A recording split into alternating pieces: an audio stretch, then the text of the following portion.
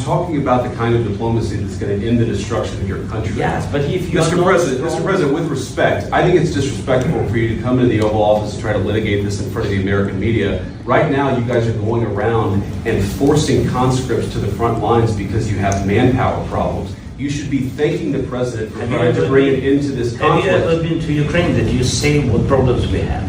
I have been to. I've actually watched and seen the stories, and I know what happens is you bring them on a propaganda tour, Mr. President.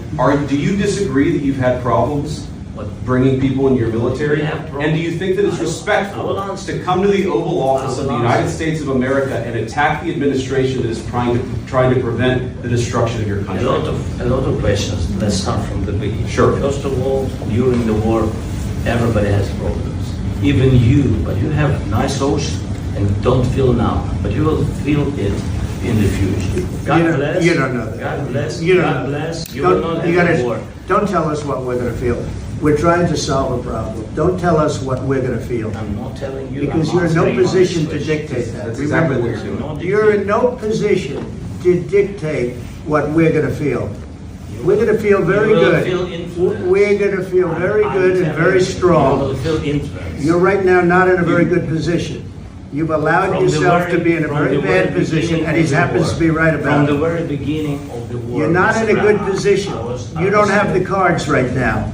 With us, you start having cards. But right now, you don't. Yeah, you're playing cards. You're playing cards. You're gambling with the lives of millions of people. You're gambling with World War III. You're gambling with World War III. And what you're doing is very disrespectful to the country, this country, that's back to you. Far more than a lot of people said they should have. Have you said thank you once this entire meeting? No, in this entire meeting, you said thank you. You went to Pennsylvania and campaigned for the opposition in October. Offer some words of appreciation for the United States of America and the president who's trying to save your country. Please, you think that if you will speak very loudly about the war, he's not speaking loudly. He's not speaking loudly. Your country is in big trouble. Wait a minute. No. You've done a lot of talking. Your country is in big trouble. I know. You're not winning. You're not winning this. You have a damn good chance of coming out okay because of us. Mr. President, we are staying in our country, staying strong from the very beginning of the war. We've been alone. And we are thankful. I said thanks. You haven't been alone. You haven't been alone. We gave you, through this stupid president, $350 billion. We gave you military equipment, and your men are brave, but they had to use our military. If you didn't have our military equipment, this war would have been over in 2 weeks. In 3 days. I heard it from Putin. In 3 days. This is something maybe less. In 2 weeks, of course, yes. It's going to be a very hard thing to do business like this. Again, just say thank you. I said a lot of times to American people. Accept that there are disagreements, and let's go litigate those disagreements rather than trying to fight it out in the American media when you're wrong. We know that you're wrong. But you see, I think it's good for the American people to see what's going on. I understand. I think it's very important. That's why I kept this going so long. You have to be thankful. You don't have the cards. You're buried there. Your people are dying. You're running low on soldiers. Listen, you're running low on soldiers. It would be a damn good thing. And then you tell us, I don't want a ceasefire. I don't want a ceasefire. I want to go and I want this.